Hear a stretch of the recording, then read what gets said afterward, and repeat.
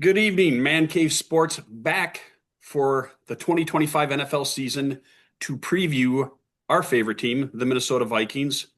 I have the gentleman affectionately known as the Skol Fockers with me. Welcome, gentlemen. Good to see you guys again. I know didn't get together much this summer. Everybody had their things going on, but it's good to get back with the Man Cave crew and hopefully start doing some more of these and not just Vikings coverage, but here to talk about this upcoming season, which begins Thursday night. The NFL season does, but we're going to talk specifically about the Vikings who play Monday night against the Chicago Bears on the road. So, with that, first and foremost, I think the quarterback room is obviously going to be different this year. Sam Darnold had a magical season, had a rough end to it, and departed for Seattle. And with that, the Vikings have a new starting quarterback, last year's number one pick, J.J. McCarthy. But there's also changes to that quarterback room in general. And Brian, I'm going to let you speak to that and talk about the quarterback room in this upcoming season. Yeah, man, that's the one position that I really don't worry about. I mean, we got the quarterback whisperer, KO, man. He made the passer not actually relevant for 2.5 games. I mean, he turns water into Budweiser when it comes to the quarterback room. And you can tell that J.J. McCarthy, that was his guy other than Drake May. That's the two guys he wanted. And if KOC wants J.J. McCarthy, and he's had a whole season to absorb the offense, too, with the unfortunate meniscus thing, I'm feeling really good about having him out there. JJ is a leader. JJ's like 63-3 in his high school and college career. And it seems like the team's gravitating around him. And hey, let's just go. Let's see what happens. I'd love him to be a little bit bigger just to fight off the injury things. But, if KO likes him, I like him. And then let's move on to Rosemer, everybody's darling. Sure showed out. He didn't look like an undrafted free agent. I'm glad they kept him. If we were to try to slip him to the practice squad, some team like Carolina, the Saints, or some other deadbeat team would probably scoop him up and put him as their backup. So I'm glad we got him hidden. But that does bring up Mr. Wentz. That was interesting. Fuzzy Thurston Howell III didn't cut the mustard here. And they realized that they made a mistake trading a 5th-round pick around for him. But my GM, Quasey, my guy, he got got that back and more by shipping him off to Philadelphia. I mean, Carson, he's got a lot more haters than he's got lovers.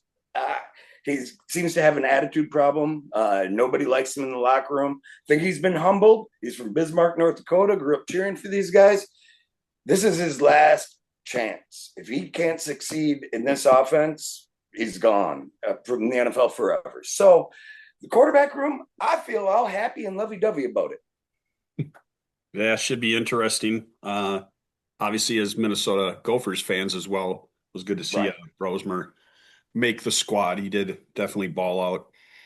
Steve, talk to us about the defense. Coming off of a pretty successful season, I think we're all happy to see Mr. B flow back. I know B Naughty is, but talk a little bit about the defense and what we can expect this year. There was a couple of changes. Obviously, they got rid of Phillips, but talk a little bit about that. Yeah, I'm really excited about the defense. It was a good squad last year. We produced all pros, and we had two, outside linebackers chasing the sack title most of the season. They showed out really well. They're exciting defense to watch. It was a great group. The big issues that we had were when we blitzed and we didn't get home, it left our secondary weak and exposed. We were weak over the middle. If we couldn't get home, those, the Matthew Stafford throwing those slant routes across, those deep slants across the middle killed us last year.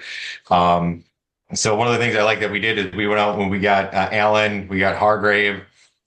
We did, like you said, got rid of Phillips because we've got a deep D tackle, D line room this year between the draft picks and the free agent signings. So I'm pumped about our defense this year. the only thing that I'm really concerned about is kind of week one. We've got Harrison Smith maybe going to play week one or not. He's got some sort of health thing going on that they're real quiet about. Andrew Van Ginkel has been out within some type of injury or something going on that they're not really talking about. It sounds from the beat reporters that he should be able to start week one, but we'll believe it when we see it. But again, the guy behind him, Dallas Turner, he's I'm not too worried about him getting in there. We've got a great linebacking core. We upgraded our corners, bringing in Rogers and Akuda, letting some other guys go. Theo Jackson, he was injured last year. The team is really high at him. Beeflo likes him. The Swiss Army knife Metellus. I'm really excited about our defense. I'm thinking we're going to have a top 5 defense this year. And I think it's really going to be a big piece to the overall puzzle for us with JJ McCarthy and him learning and, getting his first NFL season. I think this defense is going to help to keep games close. We shouldn't be looking at needing to boat race people and, see who gets to half 100 first. So I think the defense will be top 5. I think the offseason moves that we made, beefing up the interior line so we don't have to blitz as much to be able to get home, I think that was good. Brought in some good corners and made some roster moves to be able to keep the people we need. So I'm excited about this defense. B-Flow year 2, they made changes. They didn't stay pat on what they did last year. So I think the league is going to be in for a rude awakening once again when he unleashes this defense. All right. Thank you, Steve. You talked a little bit about some of the changes that have taken place. Gary, you want to touch on the draft? I know we didn't have a high number of them. I think we only had 5 or 6 picks this year. I know that doesn't seem to be the case for next year because Kwesi's been doing his best Rick Spielman impersonation as of late. But talk a little bit about the rookies and some of the free agents that we can look forward to seeing this season. Yeah, I think a big piece, you talk about Donovan Jackson, I think is going to be the most impactful draft pick we have. He makes an instant impact because he's going to be on that offensive line. I mean, along with him and Will Fries and Ryan Kelly, that's 3/5 of that front line. So that's the most impact of those 2 free agent pieces and that instant draft piece. Now, the one guy that's pretty interesting is that D tackle that drafted in the 5th round. He's going to take, I think, a lot of those snaps that Harrison Phillips would have taken, which made him expendable, which allowed them to then go out and trade for Thielen to come back to Minnesota. Defense obviously has a slew of those guys that came in: Allen, Hargrave, Acuna, Rogers. I mean, it's just a list that goes on. They had a heck of a long free agent list this year, which was great. They are spending around $350 million. So that's going to be quite an impact on to see what happens with this season. But I think the biggest punch is going to be that offensive line. I really do. I think that's where we're going to be allowed to run the ball. Trading for Jordan Mason was a huge addition. That doesn't just give us a change of pace guy. He gives us a real good red zone threat for power. He's going to get probably as many carries as you're going to see out of Aaron Jones Jr. Yeah. So I think you're going to see a lot of a split backfield there. Jones is a better pass catcher, but I think it's going to be a lot more power back. And that's going to help McCarthy, obviously, in his development, right? You get a healthier TJ Hawkinson. Yeah, I mean, just these additions were just meant at the right time here for the Vikings to be able to bring in somebody like JJ McCarthy, who needs a little more stability and a little more protection on that offensive line. I think that was the biggest impact. No doubt. No doubt. Yeah, I was very excited about Jordan Mason coming. Did watch. He had a nice 3 or 4 game stint with the Niners last year when McCaffrey was out. So I did really like that off-season addition. Brian, obviously we saw a familiar face come back last week, and the wide receiver core to start the season, some slight concerns. Naylor, it looks like he might play on Monday. I know Jordan Addison is suspended for the first 3 games. Position that I think a lot of fans, myself included, were a little nervous about. Seems to have changed significantly in the last week. Talk about that addition of Adam Thielen coming home as well as that wide receiver core. Yeah, it kind of the writing was on the wall, as my esteemed colleague, Mr. Steve, did say, when Harrison Phillips was cut for no reason and we weren't in like salary purgatory there, and he was just cut or traded away. I mean, we got a little bit back from him, but it was just kind of, he was the good guy. He was up for man of the year for our team 2 times, I believe, but there had to be a reason why he was getting moved. I mean, it's not Jalen Redmond or the 3-name guy from Georgia. It's there was something cooking. And then what really made me know that something was going on, I saw an interview with KOC maybe about 4 or 5 days later, and the guy brought up Adam Thielen. KOC just turned red and kind of smiled and said, "Oh, Adam Thielen? I haven't heard that one." You knew it was on then. So it was wonderful to see him back, especially with Jordan Addison out for 3 games. And the whole wide receiver room, there's only 5 guys there, and one of them's hurt. I mean, you got Thielen and JJ. You got the rookie from Indiana, Miles Price. He'll be returning punts. Ty Felton from Maryland. He'll be returning kicks. It kind of seems like those 2 guys are just going to be brought along slowly and just being in that room. I mean, 6-man. I'm sorry about Jalen Nailor.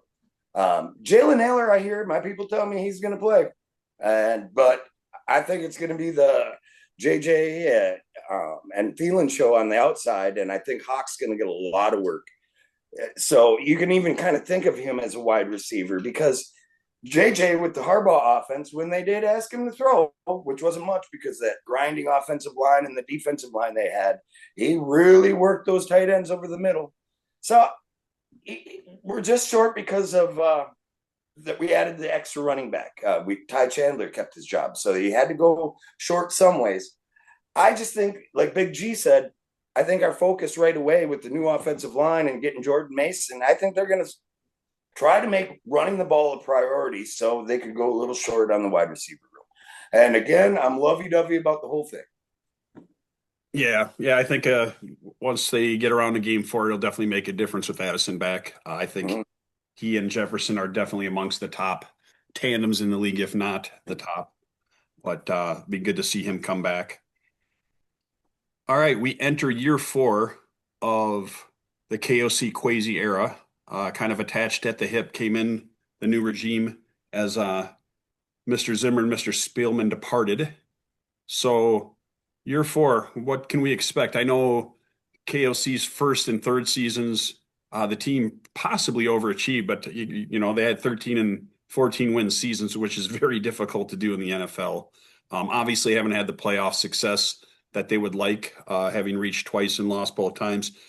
Steve, what are the expectations of KOC and Kwesi? I know they've both been extended, so they do seem like they'll be here for the long haul. The Wolves have never been known to get rid of guys. They've been pretty loyal to their head coaches and their GMs. Talk about what the fans should expect out of them and what realistically the owners expect out of them.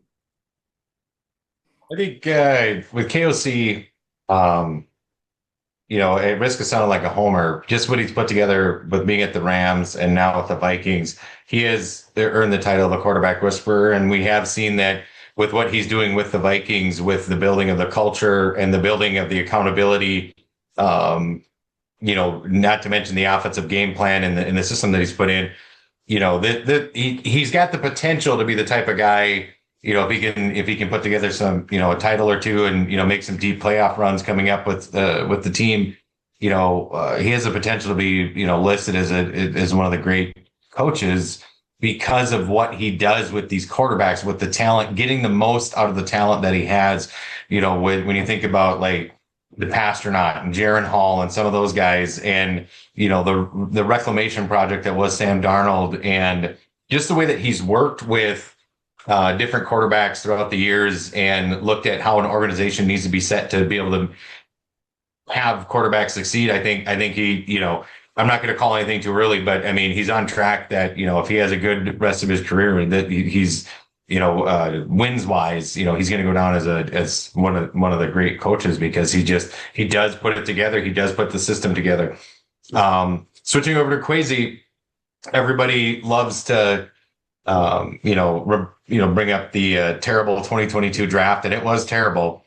10 draft picks, only 2 still left with the team, being Chandler and Naylor are still with the team from there. But when we take a look at all the drafts, and we did, I don't have time to get into all the free agents. We could do a whole entire hour-long show just talking about the different,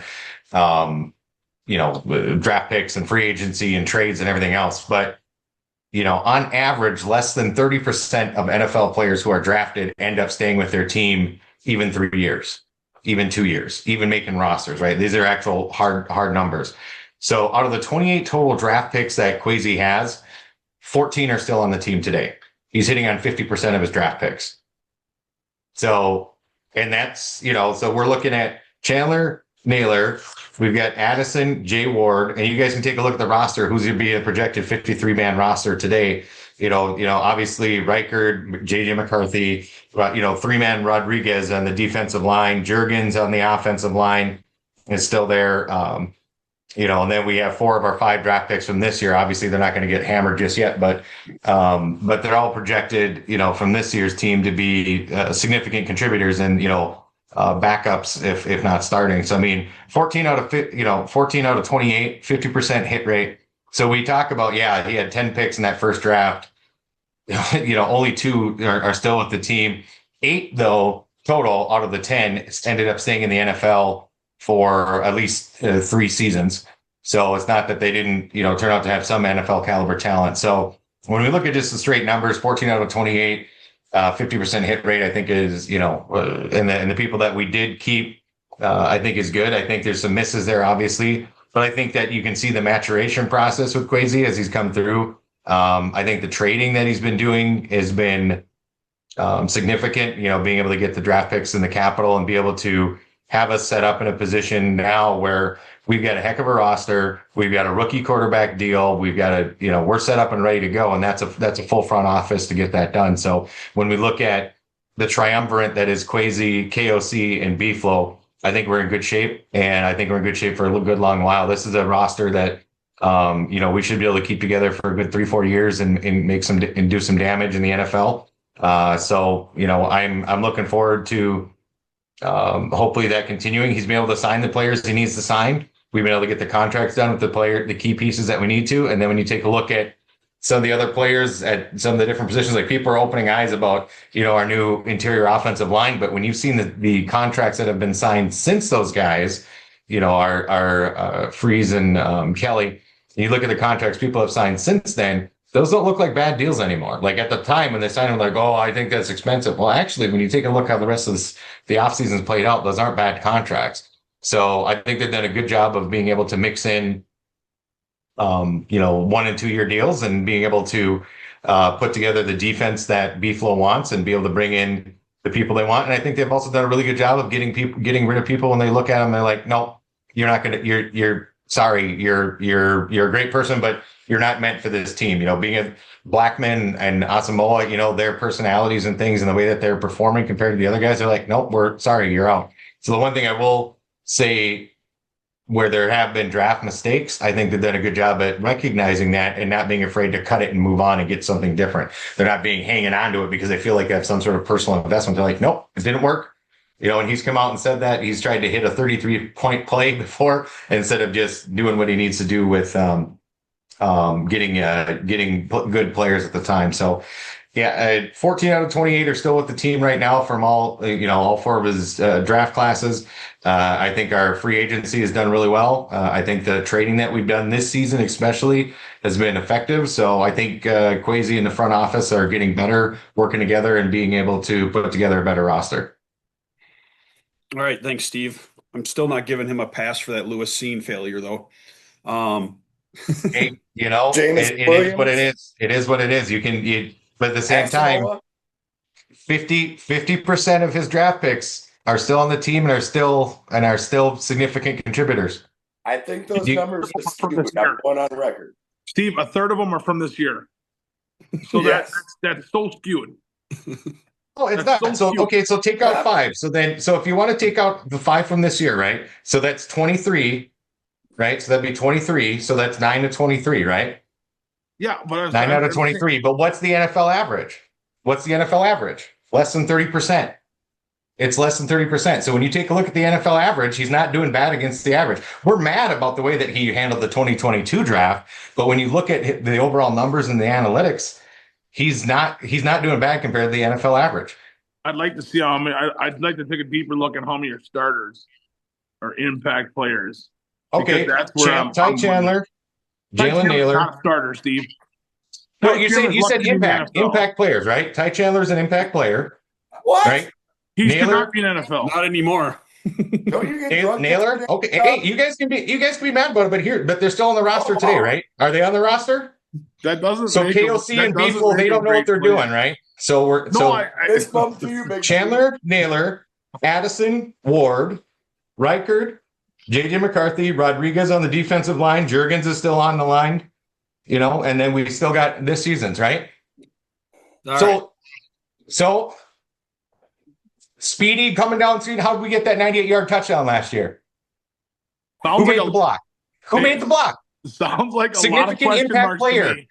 Speedy Sounds made like that a block, lot of right? question marks to me. Yeah. All right. Well, moving right. Hey, that's okay. They can be, but again, the NFL average is less than 30%, right?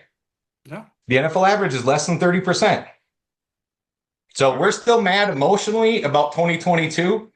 But when you look at the NFL average, take a look at the numbers. Look at the numbers across the NFL. How many people stay with their team more than 3 seasons after being drafted? Less than 30%. Drinking the queefy Kool-Aid, I'm telling you. This isn't Kool-Aid. These are just the numbers. These are the facts and the figures of the NFL. Less than 30% stay with their team more than 3 seasons. I'm just saying, I think you're standing on a hill and dying on a hill that's not worth dying on. If you want to stand on his free agent record, I'm all with you. But to sit there and stand and tell me that his draft record is great, I'm not going to agree with you on that. I didn't say it was great. I just presented numbers. You said it was very acceptable or above average at 50%. I said it's better than the NFL average. I said it's better than the NFL average. Yeah, I don't. Those are just numbers. I didn't make a judgment call on that, and this is the part of it, right? I didn't make a judgment call. I said he's got 50% of his draft picks are still on the team, right? That's just numbers. 14 out of 28. If you want to go 9 out of 23, fine. That's still better than better than 30%, which is the NFL average. Less than 30% of the NFL players that get drafted are still with their team in 3 seasons. So those are just numbers. Those aren't judgment calls by me. Those are just raw facts and figures. All right, gentlemen. Tomato. Let's move on. Too damn early in the season hasn't even started, and we get our first bicker session. I love it. Well, what else are we gonna do? We haven't seen each other in like a month. Yeah. You Skol Fockers. Let me tell you. All right. Obviously, the Vikings are in the NFC North, which to me is one of the top divisions in football. You got the Detroit Lions are the conference defending division champions. Packers just made a big trade for Micah Parsons. Jordan Love has obviously been decent for the start to his career. Caleb Williams and the Bears, I'll be honest, they don't really concern me. But either way, I think the NFC North is definitely 3 deep as far as playoff contending teams. So, Gary, talk a little bit about the NFC North and how it's going to shake out this year, especially in light of some of the changes in the offseason for the Packers, especially the Lions and the Bears. Yeah, I think this is obviously the hardest division in the NFC. AFC seems to have a couple as well. But I think as far as the NFC goes, this is the toughest division. The Bears they'll probably will finish in that 4th spot, but the Bears are only getting better. And I say that because how many 1-score close games they lose last year, they're on the verge of a couple switches there, and now we're talking a whole different year. So I think if you look at the way in my opinion, I think the Lions are going to take a step back. And the reason why I say it is it's not as easy to take away your core fundamentals with those two defensive offensive coordinator and let them walk away. The rhythm of a game is called by a person, and it's not as easy as it is to say, "Oh, he just called plays, no big deal." No, he had the mindset to call those plays and the ability to see what he and foresee a structure of it. It's not if you've never called a game before, you'll understand it's very difficult.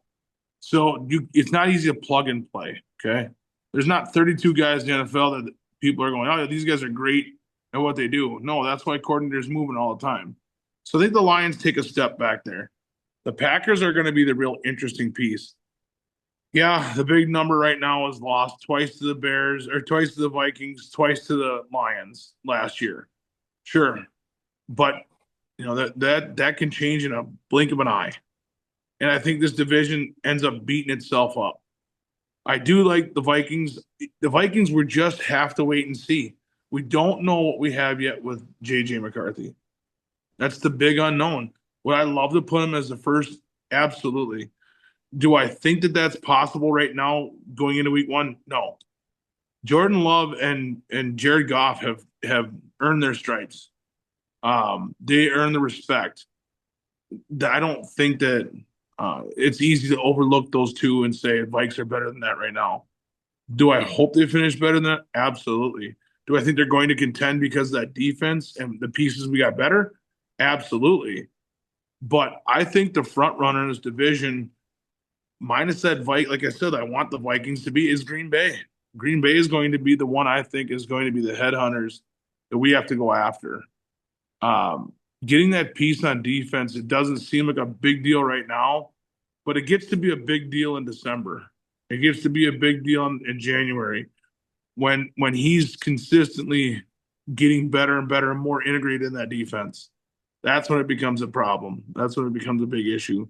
So, yeah, barring any major injuries, it's going to be a tight race, I think, in the North. I'd love to see the Vikings finish obviously on top. I think the Lions are due to have a setback, and I think the Vikings and Packers fight it out for first. Sounds good.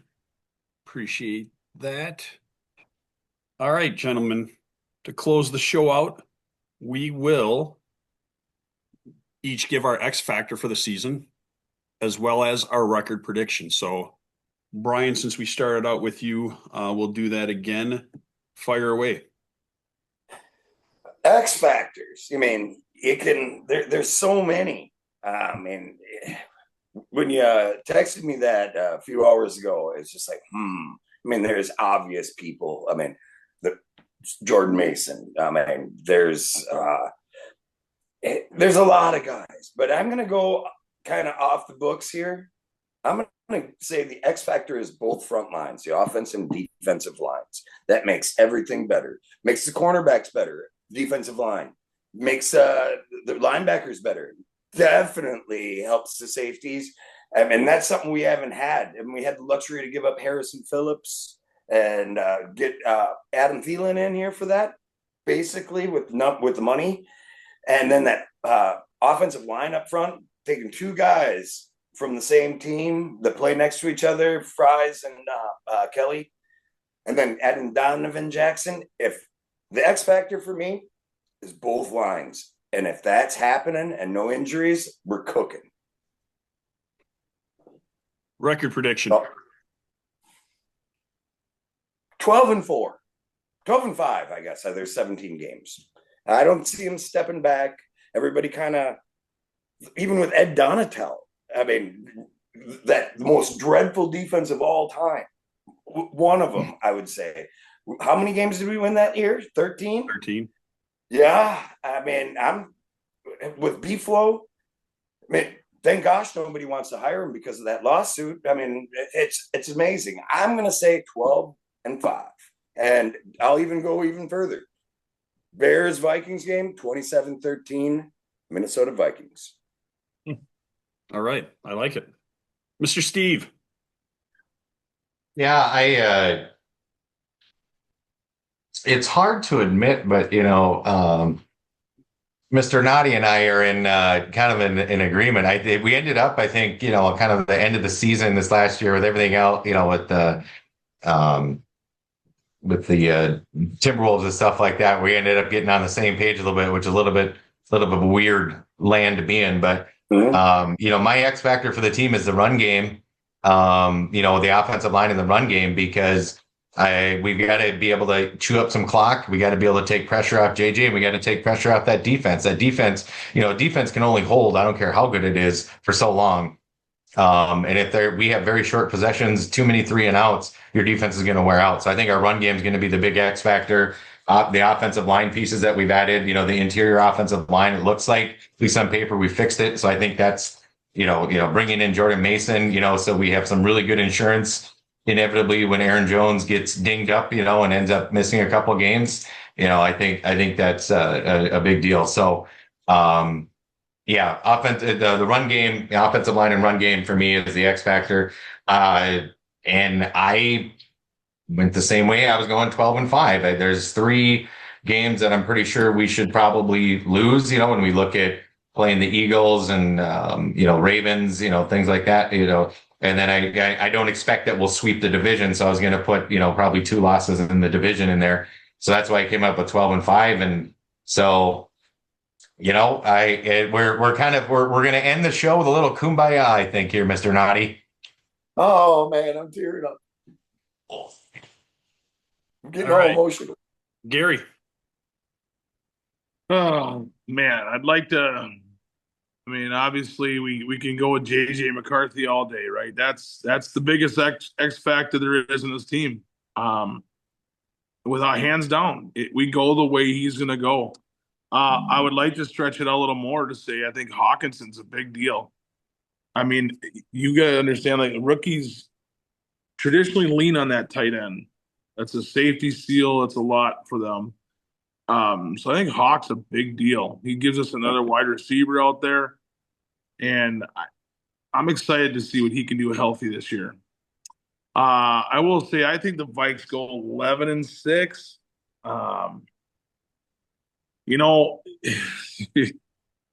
They're in a tough spot. They got to play that AFC North, and I think you look at Cincinnati.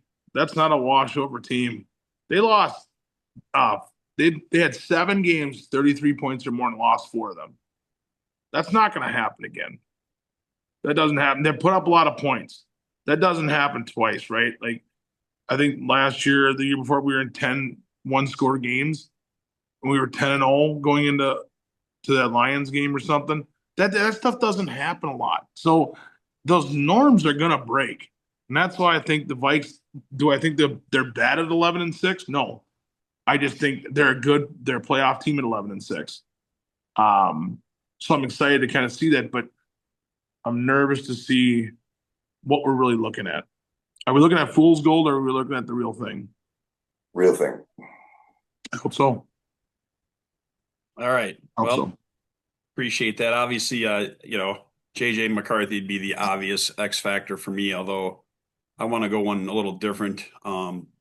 I think the corners concern me a little bit. If there was one spot on either side of the ball where I feel we're a little weak, it's potentially there, but I know a couple of them look pretty decent. Obviously, they felt they could trade Blackman away. So probably seeing something that many of us aren't. Unfortunately, as Gary alluded to, I think the Packers and probably even the Bears are going to be better this year than they were last year. I do agree that Detroit, it's hard to have back-to-back seasons, where I think whether they 15-2 last year, that's tough to replicate. But I'll say the same for the Vikings. It's going to be tough to get 14 wins again, especially with an inexperienced quarterback. I think they did a lot of good things in the offseason. I think overall the team might actually be better this year than last year. But to me, I just think that between the division being so tough, their AFC schedule, I see them taking a step back in wins, and that doesn't necessarily mean it couldn't translate to playoff success. But yeah, I see the Vikings going 10-7 this year. And I don't think that 10-7 will be good enough to win the North, but I think it will be good enough to get a playoff spot. So you can call me Negative Nancy or Nelly or whatever else, but I My win total is a little different than you guys. I'm going to go 10-7 in a wild card berth, but either way, 10-7 is not a bad record in the NFL. So I hope I'm proven wrong, but if so, you guys can all bring this up again at the end of the season and laugh at me. We keep receipts. Yes, I know you guys do. But with that said, that will do it for our 2025 Minnesota Vikings season preview. Appreciate you, affectionately known as the Skol Fockers. We will get together sometime next week to recap week 1. And you will see a lot more of us now that the sports are picking up again. I mean, you got a little quiet this summer. The Twins were having a rough patch. We might add some Lynx coverage with the playoffs coming up. I know Mr. Steve would love to head up that. So, but In the chat, going for the title. What up? there you go. There you go. But good to have the band back together. Expect a lot more content out of us. Please subscribe, like, comment. Tell us we don't know what the hell we're talking about. We'll take it. But with that said, gentlemen, I appreciate it. Skol Vikings. We'll see you guys next week.